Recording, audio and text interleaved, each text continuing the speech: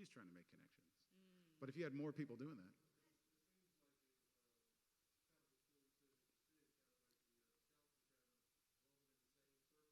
Right, right. Yeah. Sorry, keep talking.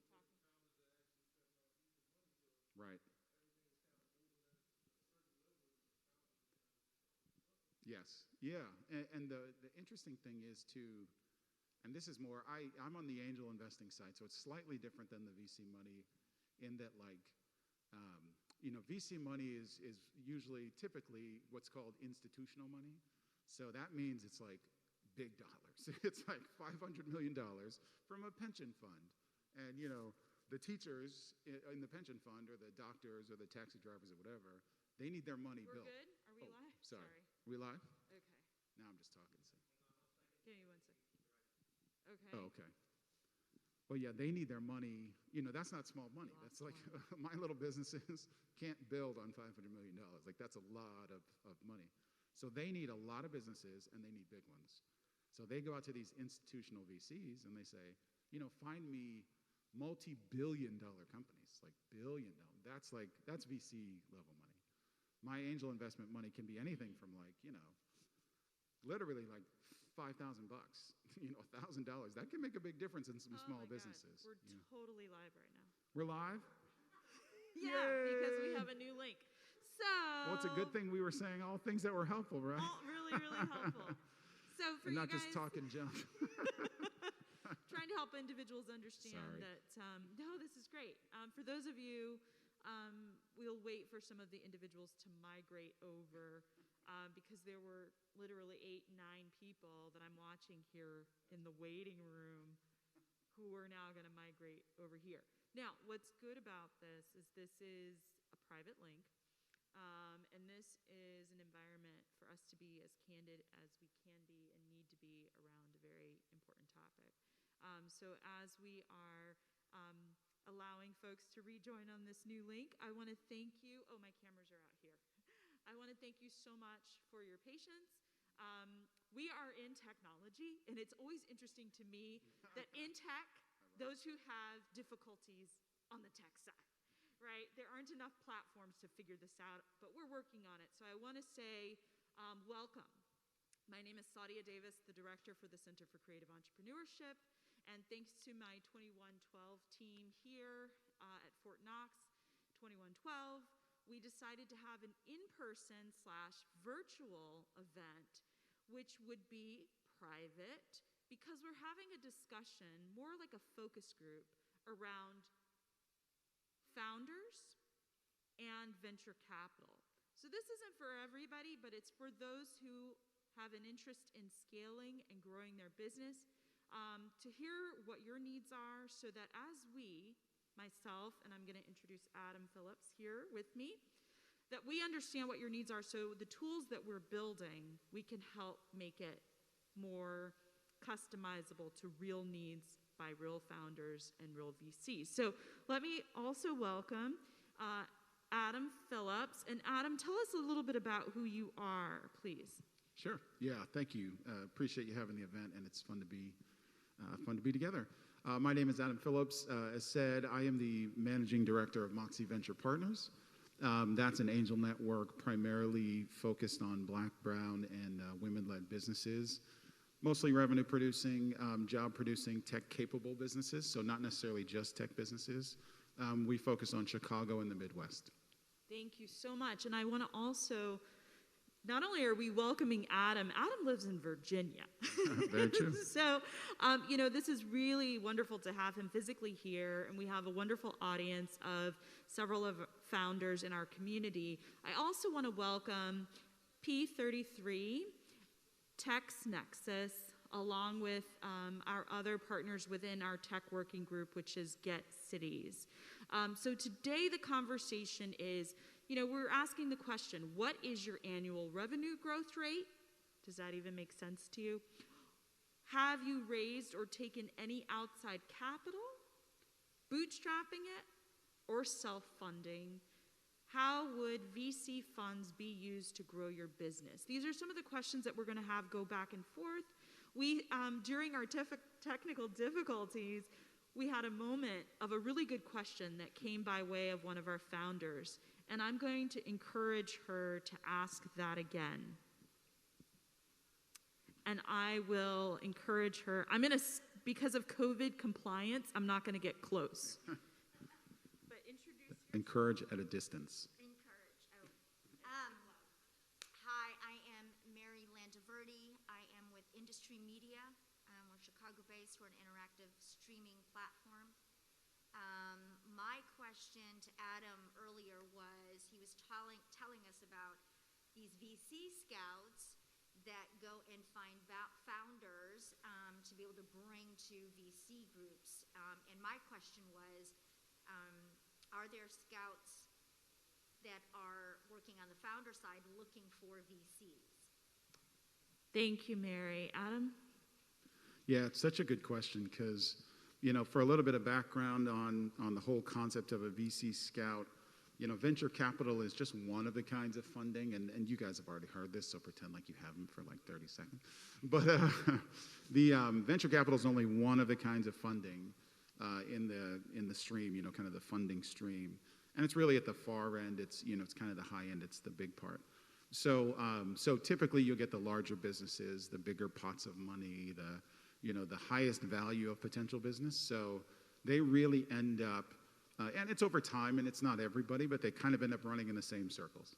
But one of the things and just to explain that a little bit, sometimes you sort of have to, right? Like if I had $100 million to spend, there's only so many ways I can spend it. Like there's not enough stuff in, a Kroger to buy, to spend on $100 million. So you need to go some certain places to spend it.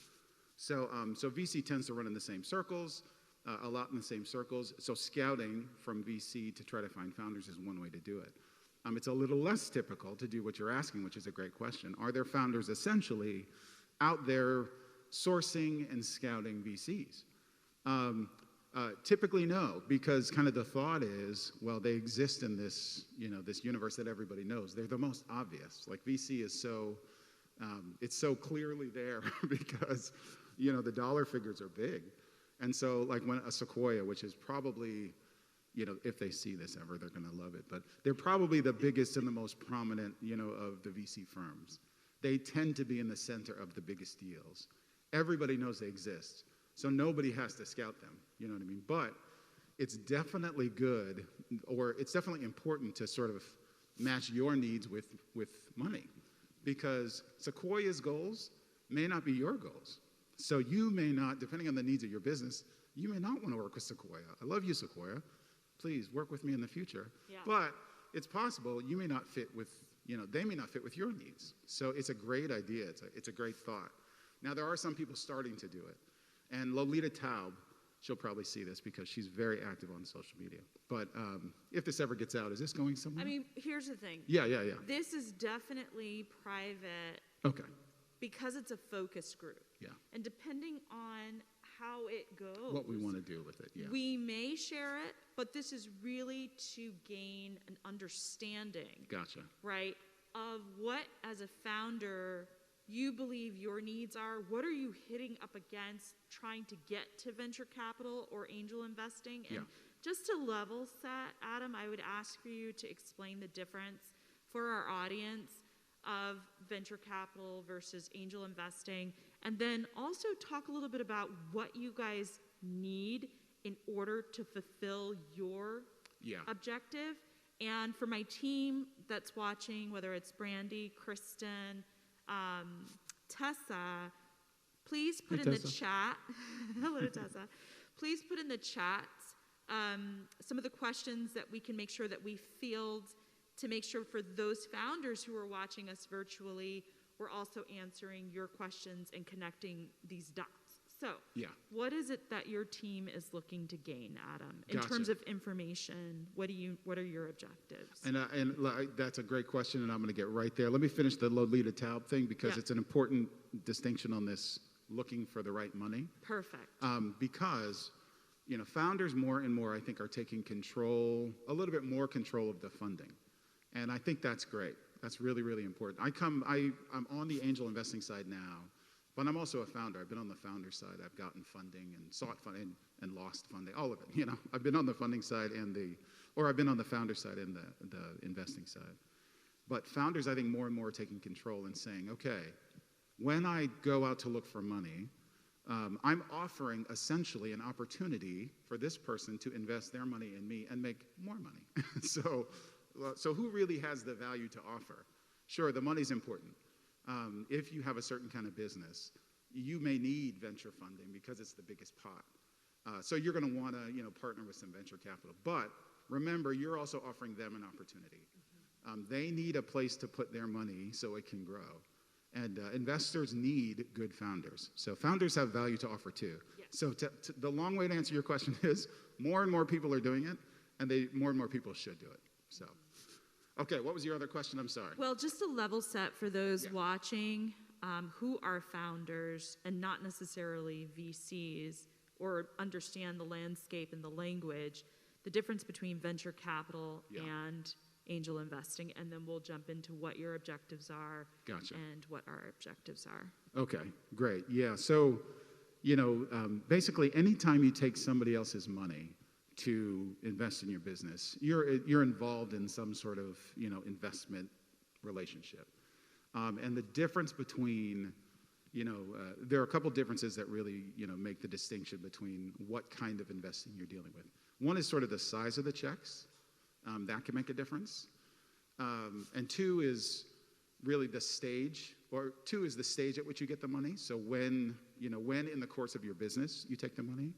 And then maybe three is, kind of the source or the people who are offering it to you. So the far end of the spectrum, like the very furthest you can go is, the biggest check size we talked about, venture capital. So those tend to be the biggest checks that come in. They want to be in the biggest deals. They're not going to invest in coffee shops. They don't, the sticker price in a coffee shop, if it does really, really well, is never going to touch, I shouldn't say never, it's typically not going to touch the returns they need on their money. Most venture capital gets invested in businesses that actually fail. They put in big checks and big ideas, and lots of them fail. But the ones that don't make up the difference for all the ones that failed. Nice. That's a really good point. Yeah, and that tells you what you need to know in terms of what they're... Mary said it's kind of like gambling. I'm glad Mary said that, because I'd like to work for a venture capital fund in the future, and I didn't say it, but a little bit. Yeah, I mean, in some sense, you're right? They are trying to bet on, essentially, and this is one of the reasons why you hear some stories about, like, they sat in a restaurant for 10 minutes, they wrote something on a napkin, and then they wrote a check for $100 million. That can happen because sometimes people are betting on the person they're talking to, the opportunity, the timing. Sometimes your business plan, and don't take this is not gospel, but if you're in venture capital, sometimes the business plan is secondary to the opportunity because you need one of those bets or two out of your 10 to pay off. You know that 8 are going to fail. You know that. You know 8 are going to go. So does that make sense kind of at the far end? Yeah, and then angel investing is more on the personal. Yeah, so you back up from there, and angel investors can be VCs as well, but an angel investor is investing on their own behalf. So a venture capitalist is investing typically for a firm, for a company, for a fund. So they took money from somebody else. And they took money from, like that pension fund I was talking to you guys about. They took that pension fund, and the pension fund said, please turn this $100 million into $500 million. The venture capitalist has that pressure. The angel investor is taking their own money. I take my $100 million, and I want to turn it into 500. I'm only answering to me. I'm an angel investor. Does that make sense? Okay. So this is great. So as we've gotten this sort of foundation laid, I'm going to address the chat because this is where our partners are in here, and there are some founders as well. Tell me where I'm wrong, too, people in there. Say that again? Tell me where I'm wrong in there, because I'm sure Tessa's flipping out in there, and Sam's saying, what are you doing? We haven't heard from Tessa just yet. But Sam's question was, how did you approach fundraising for your business? And after starting the process, What was the biggest setback? Did you have any major setbacks that you didn't anticipate ahead of time? So I'm going to read some of these, and then we'll come back and address them, okay? Ms. Jet Setter says, are the criteria the same for VCs and angel investors? Do they look for the same fundamentals in a business? So I'm going to just briefly explain. Ms. Jet Setter has travel, forgive me, but we're trying to come up with a name because I'm always forgetting what they are. But it's not suitcases, but it's actual travel Luggage? accessories. Yes, travel accessories, and they're fantastic. And she's scaling her company. So I just want to be able to identify some individuals have tech companies, some individuals have product. And in this case, this is a product that was doing very well. And it's specific, may I say, it's quite delightful, lovely, and with women in mind, travel accessories. So her question, are the criteria the same for VCs and angel investors? That's number one. Number two, do they look for the same fundamentals in a business? Well, I will say definitely no, and any investor you talk to has their own criteria. You have to figure out what it is. If you're going to take somebody's money, you're essentially getting into almost like a marriage relationship with them. So you have to recognize that they will have expectations, and you have to figure out what those are. Mm-hmm. I definitely want to hear your guys' stories about if you've sought funding, tried to, gotten it, not gotten it. Do you guys have any stories about that you want to share too? Yeah. Oh, thank you. Brian Sykes, I want to get our sanitizer for the mic. No, not yet. Stand by, please. Just want to honor COVID compliance. The camera sees that I am doing this. I'm just going to stand here, Brian. So yeah, I'm Brian Sykes. I'm the project manager of Insomniac Studios. And so the main sources of monetary we've been looking for is just grant money right now. Mm-hmm. So we've had something that's come through. What we're looking to do, we're looking to more so be able to actually grow our business as far as what we do is trying to produce entrepreneurs that know how to engineer and also produce music for themselves. Oh, yeah. Also, I would ask you, because from how you differentiate VCs and angel investors, would it be more, I guess, apt to go after angel investors rather than, VCs, which I would think it would be angel investors. So that's kind of what we do. That's kind of what we've been looking at as far as money, just more so the grants than anything. Gotcha. And before you let him go, can you talk about a little bit about grants you've tried to get, whether or not you've been successful? And just to share, I've tried grants many times in all sorts of my businesses. It's very frustrating, but I want to hear your... Well, I've just started looking into grants last year, because for grants, it's a whole other language that you have to learn to even approach people on trying to get the grant in the first place. So that was something that kind of completely threw me, because it was like, okay, what are you trying to do? All right, I thought it was just simple, this is what we're trying to do, this is the dollar amount for it, and that's it. And it was like, no, I need some other different things, some other different items. And so it's more so just been learning the language barrier that's been involved with being able to acquire grants. So that's perfect. Yeah. I want to speak to that, Brian, because part of why we're doing this is there are different languages for these different ways of funding. There's venture capital has language, vocabulary, angel investing, similar in finance. Film producers, interestingly enough, and the waterfall that happens on the production side, that also aligns with the finance side of venture capital more in that way. However, grant writing and institutional funding, slightly different language, right? So this is part of what we're doing. And when our team is putting together a matching tool, we want to make sure the different individuals who don't have the vocabulary and the language are not being left out. We want to make sure that the language at times that was a barrier on purpose is no longer a barrier. So we want to make sure that we're identifying some of these elements as we're building this matching tool. Yeah, it's such a good illustration. I'm so glad you talked about the language. It is totally a foreign language. And anything you think about, any of these funding sources is the same thing. They all are a different language, and they're all different from one another. So I think of, whenever I think of any source of funds, or when any time money is involved, think of it from the pressure on the other person. So what's the pressure on the person offering you the grant? It's to prove, because you're never going to have to pay that money back, right? The grant money is just, here, I'm cutting you a check, here it is. The pressure on that person, though, who's going to cut you that check, is explaining why they gave you money without having to pay it back. That's what they have to get you to give them, because that's the pressure on them, right? So they're going to ask you you're going to jump through so many hoops of like, here's why it's a great impact, and here's why you deserve to get the money, and here's why you're a good bet for that kind of stuff. You know what I mean? You're going to have to show a lot of stuff that allows them to alleviate the pressure on them, which is, why did you give this person money they're never going to give you back? That's the pressure. Angel investor, kind of in the middle, and this is how I visualize it, but it's not necessarily exactly that in terms of sizes. But I think of angel in the middle. Angel investors have to answer. The pressure on the other side is themselves. It's their money. So they're the ones saying, okay, here's my $5,000, or $50,000. I want it back, and I want more than that back.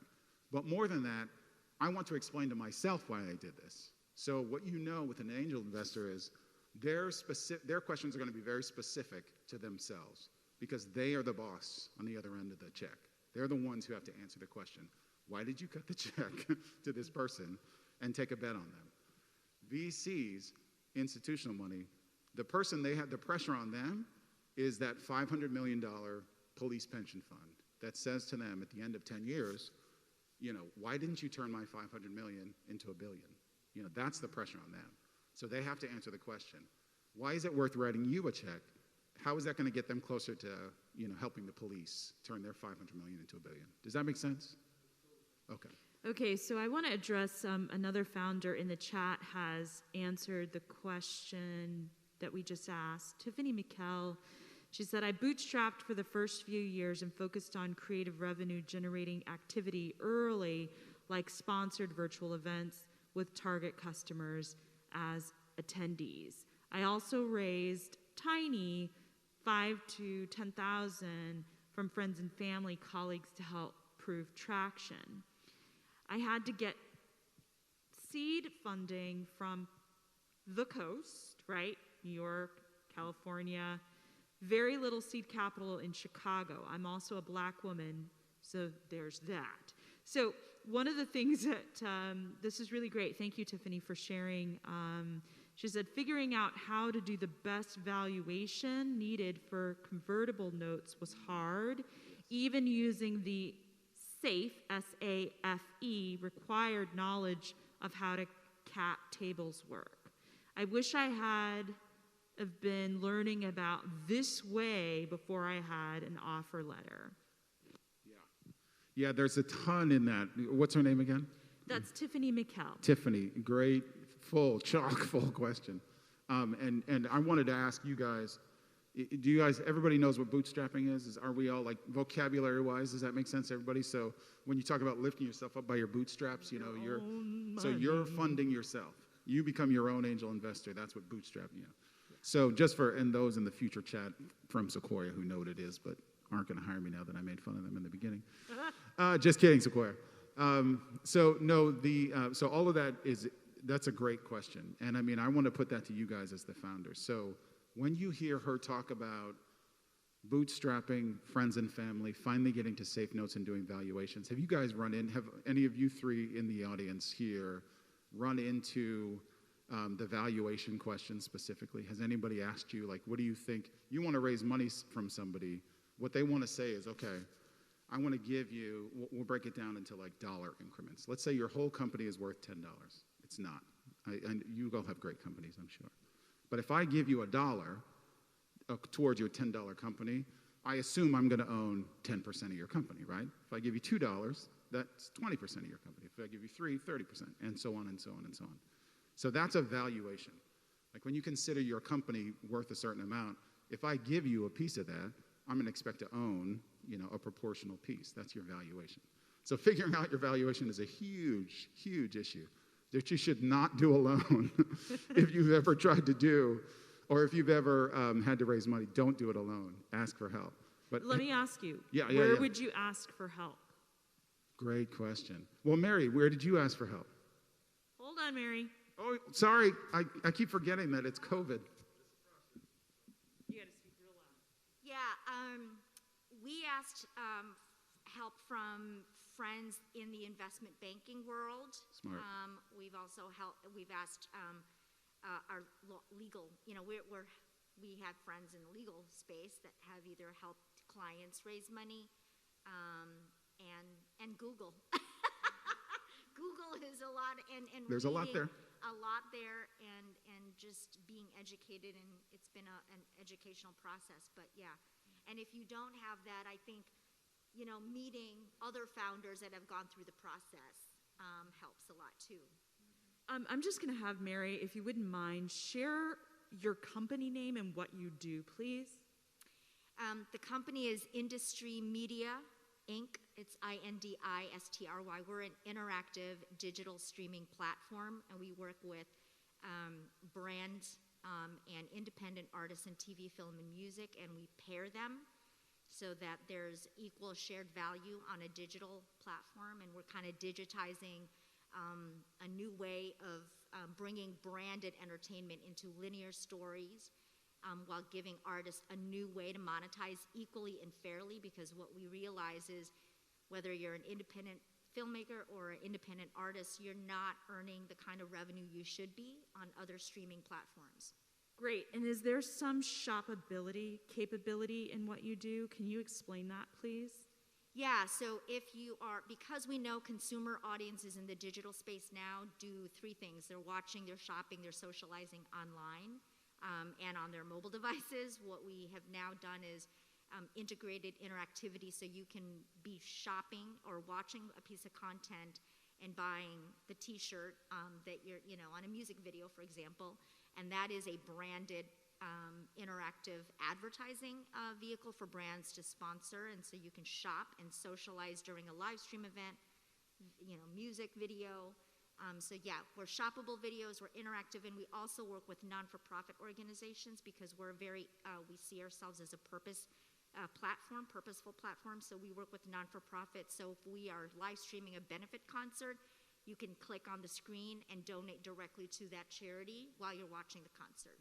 Yeah, it's really important because right now in the entertainment industry, this was just discussed a couple of weeks ago on a panel discussion with Polsky, which is that the industry is shifting from, streaming video on demand and premium channels now having multiple outlets, but the next wave literally is what industry does, which is integrating shoppables into the watchable, into the connections, So you're watching the Academy Awards and you're like, oh, I love that dress. And you're like in the side chats like, girl, did you see that dress? And then you buy the dress. And then, so the point is though, with a business like that, and this is one of the questions that I would like to ask because we're in the creative sector, how do creative businesses show their value when they're emerging, meaning they're maybe creating something that doesn't exist? Do they use the comparables of, it's like cable and Amazon together? Like, how does one really get venture capitalists or angel investors to understand the valuation of a new emerging thing? Oh, that's a great. You asking me? Yes, okay. I'm asking you, and I'm asking my team okay, over here. Thanks, Sam Lesher, and I don't see, but go ahead. No, it's a great question. Well, I would say, and I want to, I would go back to basically what are the pressures on the people on the other side? Mm-hmm. So if you go to an angel, and you go to an angel investor who is interested in the arts, is connected to the arts, and has their own money to invest, you may be able to appeal to them as an artist or a creative. if you go to a venture capital fund and you say to them, I've got this great artistic idea that's going to make more beauty in the world, well, you're not talking their language. Comes back to vocabulary, Adam. It's vocabulary. You're not, I mean, it doesn't mean they may be great people who care about their kids and, love painting and all sorts of things, but the pressure on them is to build that big stack of money into a bigger stack of money. Okay. That's the pressure. Okay. So, Speaking of that, Yeah. because you mentioned earlier, you were describing the valuations. Oftentimes in this creative environment and BIPOC and historically marginalized communities and our LGBTQ friends and family, Shark Tank. Like, I use Shark Tank as an example of individuals who don't have the vocabulary, never really intersected or understood, oh, there are people out there that believe in what I do. They see that there's a monetary gain, and so they're going to invest in me. I had an individual say to me, well, I don't really want anyone to invest because the more money I make, the more money they're going to take. Can you explain the shift in that? Because really, the more money you're going to make, it's in their best interest. But can you explain in your words how to translate that? Sure. Yeah, I mean, I would say, well, let's go back to the $10 business. Yes. Right? My business is worth $10, and you invest $3 in that business, you own 30% of it. Well, if I think by working with you, my business can double, then I will have, initially, let's say, how about this? We'll do this. If my business could get 1.5 times bigger without you, and twice as big with you. So at 1.5 times as big, I would make 15, right? Because my business went from 10 to 15. So I'm plus 15. With you, if I go a double, I started at 10, I gave you 3, I have 7, right? I double 7, now I'm only at 14, right? So your business, your influence on my business would have to be worth more than double for me to make more with you than without you. Does that make sense? Does that math make sense to everybody? So by myself, I have a business worth 10. I can do it by myself and get 1.5 times as big. That's 15. I bring on Saudi as an angel investor or VC. She's going to double my business. That's not enough because I gave her 3. She makes 6 because we doubled 3. I make 14 because we doubled 7. Does all that make sense to everybody? So it's not enough. But if she comes on and triples my business, she makes 9. Great. I made 21, right? Now I'm ahead. Now I'm ahead because I had 15 by myself and I'm 21 with her. So if she can triple my business, it's totally worth it. Totally worth it. More than double, really, is all I need out of her investment. Does that make sense to everybody? Sure, she's going to make money, but I'm also going to make money. Yeah.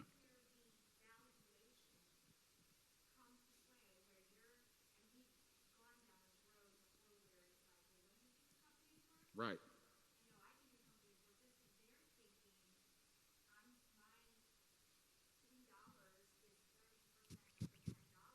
Yes. No, my company is worth $15. So Right. is that where the valuation Exactly. tug of war happens? Exactly. And that's why you should never do it without having help. Yeah. Because if you're so grateful for the help up front, which is great, someone's going to offer you money. And again, think of your $10 business. Someone's going to offer you money, and you're so excited to get money, you give them 5. Well, guess what? Your business has to get, 4 times as big before you start to make real money? Like, you have to really, really grow. You've given away half your company now. You may not even, control is a whole separate thing. That's a legal issue. But you really have to get real big in order to make money that you would just by yourself. You have to double at least to make the same money. So think about that. Like, that's where you have the fight. That's why you need help. You have the fight about valuation, and a gentle fight, not a mean fight. But that is so important when you're doing funding, is like, what are you giving away? So I want to just sort of make sure we're on the right track for meeting our objectives. And that's okay, because I know part of it is just that there's still a lack of understanding of what venture is, what angel investing is. But to save that for another time, let's really look at what do you believe would make it easier for you to match with a venture or an angel investor? And I'm asking that because with the team that I'm working with, again, this is not my language or my vocabulary. How do we align? And I guess before we even get to the alignment, there are certain filters and questions that we're going to want to know from the founder to be able to identify and match them properly with said investor. And so, have you had any experience, and this is to everyone watching virtually as well, with trying to either find venture or what? Let's talk about some of those pain points. And while we're waiting for some of the answers in the chat, are we meeting the objective as far as finding out for you guys what your scouting needs?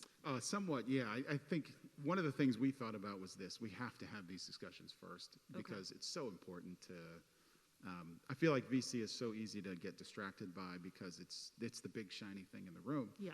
And unless you know, I've gone after VC money in the very first business I was in. That was very first, yeah. That was venture backed. It wasn't my business. I was just part of the team, and we sought it and went after it. And we went hard after that money for a solid year. Meanwhile, what's the best investment that we should have been going after in that year? Customers. Customers are investors too. Mm-hmm. We should have been going after sales. We failed partially because I think we spent a lot of time going after money. We should have just been going after customers with that energy. But yeah. Oh yes, sir. No, not at all. I'm just talking. I gotta stop. It's about you. It's all about you. Well, yeah, that was the first thing that I was going to ask is what should a company first be thinking about before they even try to go to an angel investor or a VC? Because what are the steps? Because the first thing you can think of is I need money as a company, right? But it has to make sense before you can even go because you're instantly going to be told no by a VC or angel investor if you're not thinking on that same wavelength. So what are kind of like the steps? What are the steps? Question. That's a great, that is the place to start. And when you guys do your tool, and it's the same thing we're going to do with our VC Scout program is the very first thing to ask is, do I really need somebody else's money? Because customers have money too. And if you have customers, you can build a whole business never getting anybody else's money besides your customers. And that's great. I mean, that's because then you own all of it. Then you own 100% of it. But the very first question, you have to ask yourself honestly is that, think about, again, Saudi invests that $3 in my company and she owns 3. Will my company get big enough with her that I will make up the difference? So I'm giving something away to an investor. Will your company get bigger with them than without them? Big enough with them than without them to make up that difference. Does that make sense? You just answered Eunice Smith's question also because she said, how far along should your business be before it makes sense to seek VC or angel investors? And you just answered that. So thank you, Eunice. I hope that suffices for you. But, did you have something also that you wanted to say? Yes. Here I come. Spritzy. Profit-wise, what are you looking for as far as percentages between years? What more so profit-wise as percentages are you looking at? Like, should the business be growing between like 18 to 19? How far have you grown within that year to 19 and 20? Are you still along the same trending line, or have sales doubled or decreased in that year? Yeah, that's a great question. I mean, the frustrating answer to that is it depends, because it depends on your industry. But I wouldn't seek funding with a company that if I got the funding, it was, one, I was trending down, because that's going to put a lot of pressure on you. Because when you take somebody's check, they essentially become like one of your bosses. They're going to ask about their money. So, and you should expect that. You should expect, because you would do it too. If you wrote a check, you'd want to know, what do you do with my money? But that isn't necessarily true, to be honest with you. Amazon lost money for years and years and years and years until they became the biggest company in the world. And I mean, there was a reason for them losing money, frankly. It was, that's a long, I won't stop. But I But, want to thank yeah. you. I mean, Kristen on my team jumped in and said, great question. Different investors look for different metrics. Keyword, metrics. Thank you, Kristen. I'm all about the metrics. How can we show on the back end when we create this tool also, we'll be determining at different levels how many people are reaching us pre-seed at different levels of where they are in their business.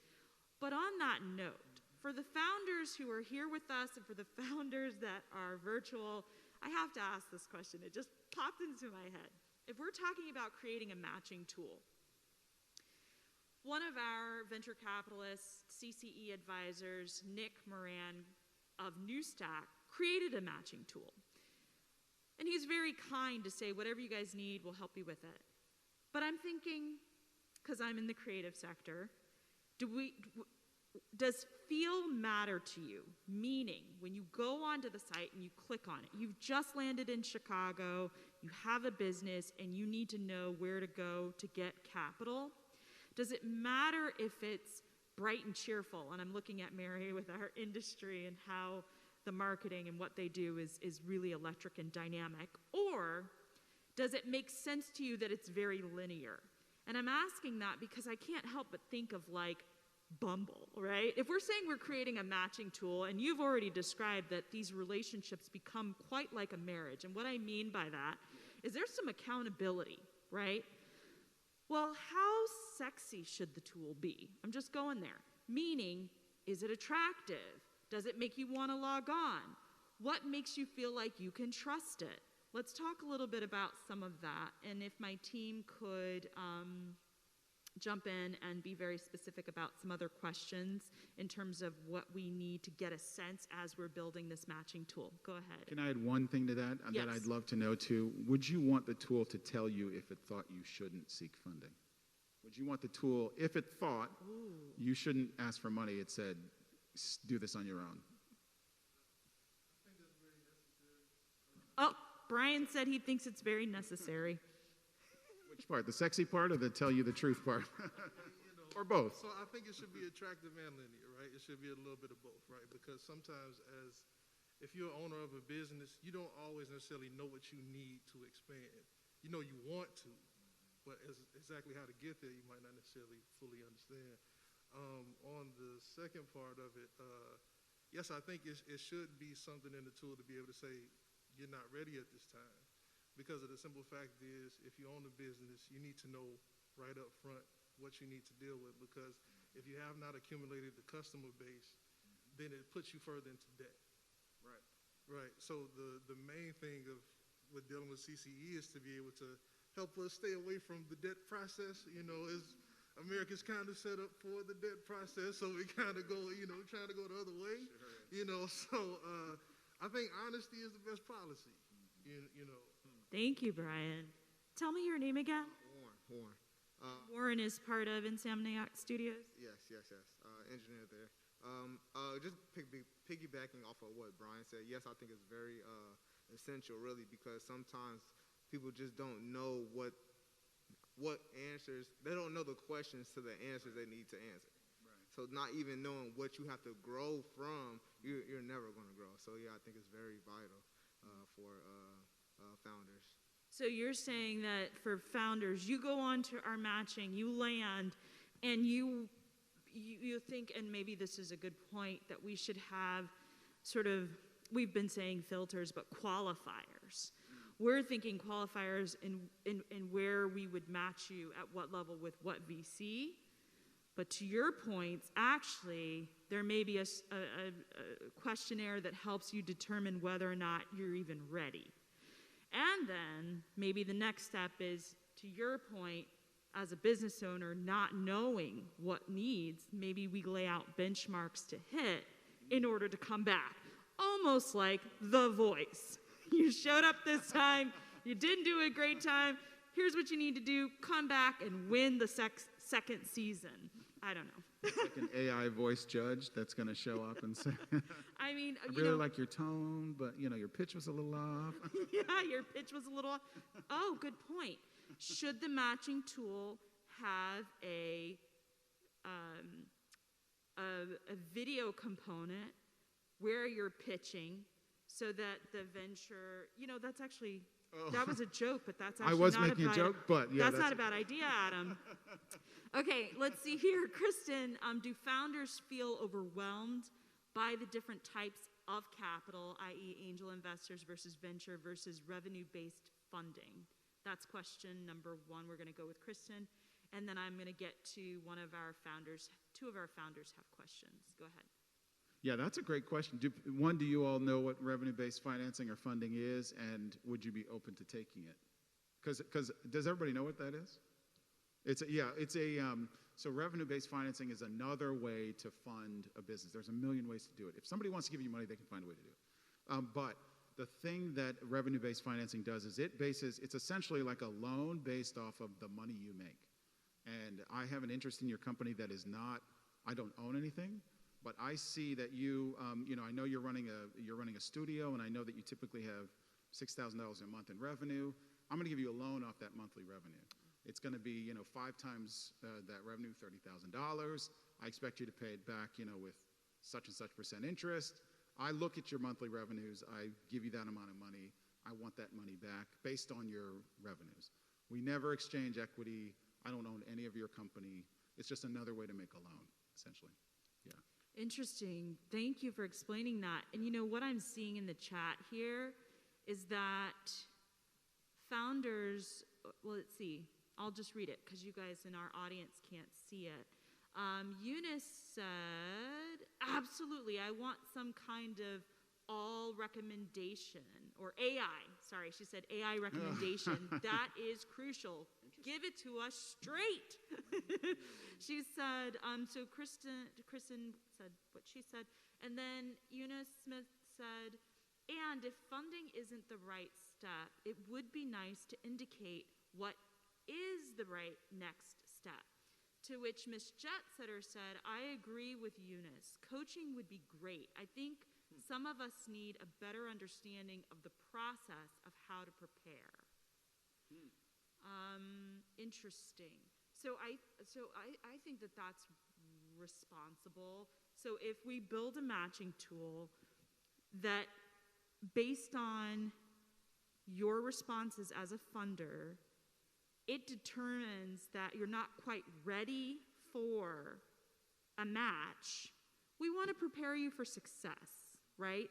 So then maybe we send you to a portal, because we talked about education being a component, and that's where that educational tool might send you to the Polsky Center, might send you to Center for Creative Entrepreneurship, or send you to the hatchery, right? If you've got a food or a drink product. Something like that, maybe, so that, or SECC, right? There's so many of these different accelerators and business educational centers that then maybe our matching tool can forward you to them to learn, tell you what to hit, then you come back. Does that make sense? That'd be cool, yeah, and we could use that as well for, the VC scouting is a slightly different take on it, but there is going to be a group of people, a group of founders that the scouts will identify that don't need to go on, and don't need to be referred to VCs, and do need a place to know, well, what am I going to do? So yeah, we could use that too. That'd be helpful. So then that way, it's not like you're going on to this matching tool and you're getting up, you don't fit, and you're out. We don't want that. We don't want the swipe left situation. We want everybody to win, right? So that's actually a really good point. Thank you for bringing that up. Okay, so it's 10 after 4. We did have a little bit of a delay coming in. So I just want to check with my audience and check with my team here on time. Does anybody have, are we okay for another 10 minutes? We get a thumbs up from the audience virtually. Adam? Yeah, I can do it. Adam's okay? I got a call for 30, but yeah. Okay, so, it's already 4:10. I'm sorry. What I mean is another 5 minutes. Just to wrap up, if there are any other questions or anybody has anything, I'm hoping to hear from, let's see, I only see Kristen here. Can I ask a scouting question? Oh gosh, please, this is a joint venture situation. No, yeah, and this has all been very helpful. So yeah, but specific scouting, I'm interested if you guys have a thought on this. When knowing what you know in your own journeys, and then what we've talked about today in terms of what venture, is looking for, like the pressure on the venture capitalist. Do you know of any companies, and I'm not asking for a referral, so like this is not a business referral, but do you know of companies you think that could be venture backable?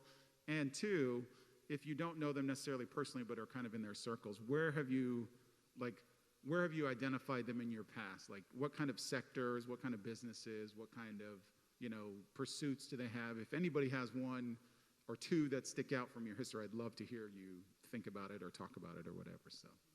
That's a really good question. Oh, thank you. I'm curious. Can you think of one? I mean, it may be you. It may be your business. And it may be someone virtually, Maybe right? somebody virtually too, yeah.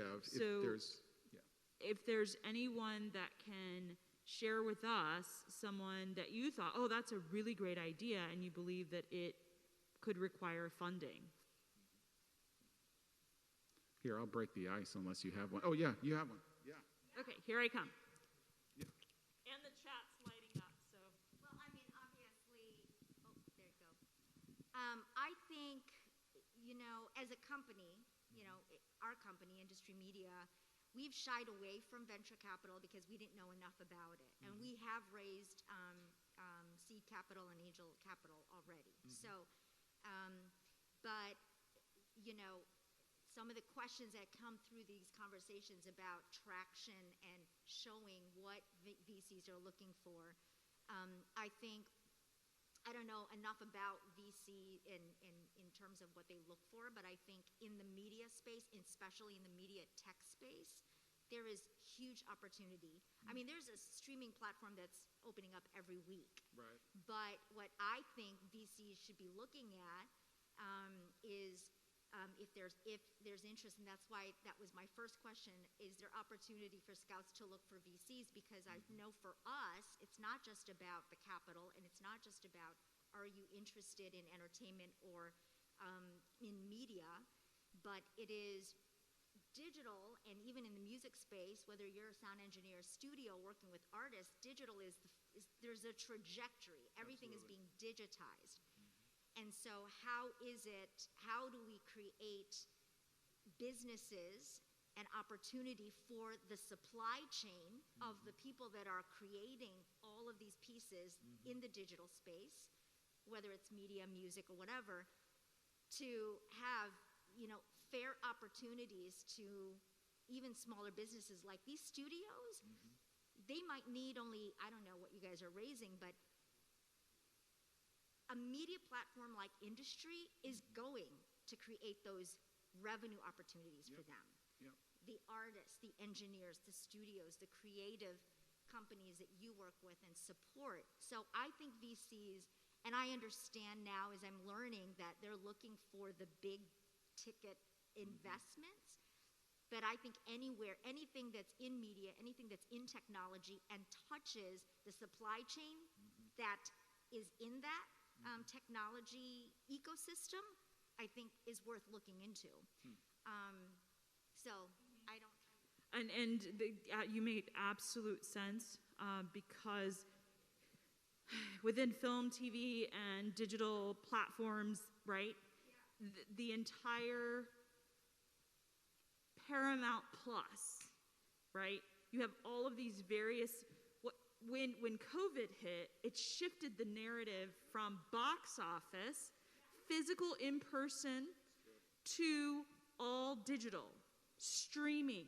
So we are at the apex of a new opportunity, and I think that financial services, financial capital, if you will, almost has to kind of catch up to it. Here's what I'm saying. So the unions, Screen Actors Guild, and publishing for music, all of these things are switching on a daily basis, even the ability to track. So for those founders and figure-outables, those of us who are entrepreneurs who figure out and fix a problem, right? The media execs are talking about, okay, We just broke apart cable basically by offering these opportunities to get BET Plus, Paramount Plus, Discovery Plus, but it's actually costing more when they look at the bundle. So they disrupted the bundle on cable. Now when you put all of them together, it's more expensive. So guess what? It's going to go back to the bundle, right? So what they're looking at is how do we innovate and create from a different place? And it's the same thing with box office. Now, as a producer and a filmmaker and a storyteller, I want to go to a movie theater. I want our movie theaters to survive. But there are all of these different ways of technology, like today. Hello, everybody, for your patience. Part of the delay was that we have a physical environment and we're streaming live. If we were just streaming live, it would have been seamless. But there's a gap right there. There was a delay because of the technology, and there's only one or two that's able to do this split virtual thing. So right there's an opportunity. So it's a question, I guess, and I should be clear, and I want to do one more question around scouting. But when we're talking about in our tech working group, this matching tool, we're also talking about the venture capitalists. We're saying not everybody's we're not gonna put all the VCs in this matching tool. We're gonna go to them and see who are they interested in matching with? What's their history and investment, right? And do they belong in this matching tool? So we're coming at it at both sides. We wanna make sure that we're creating an opportunity for success for both parties, and that's why we're calling it a matching tool. I'm just asking for my team to send out anything, any last comments here. How are we doing? Adam, anything around scouting before we jump off that we want to lock up in clarity?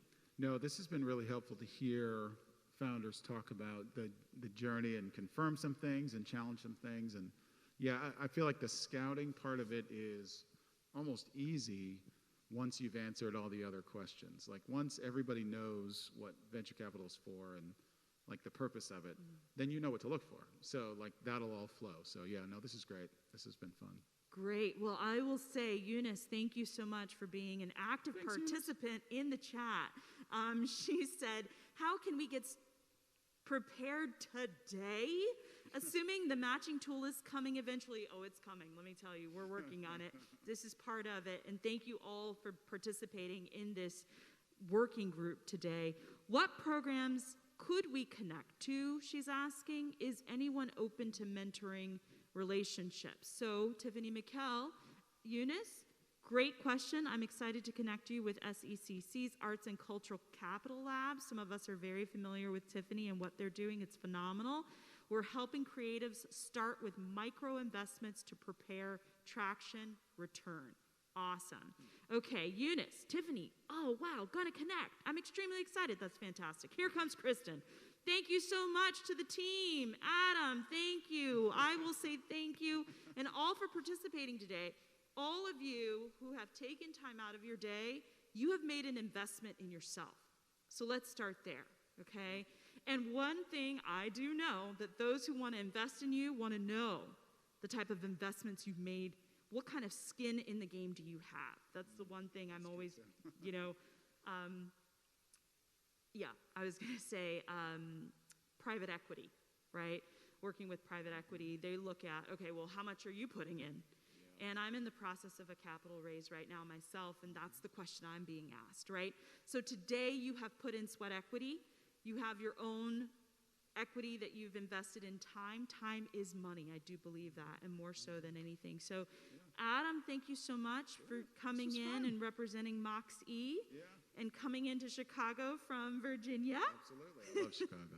Huh? I love Chicago. We love Chicago. Listen, Chicago has some of the most innovative, creative businesses. We were one of the largest tech innovation hubs with 1871, right?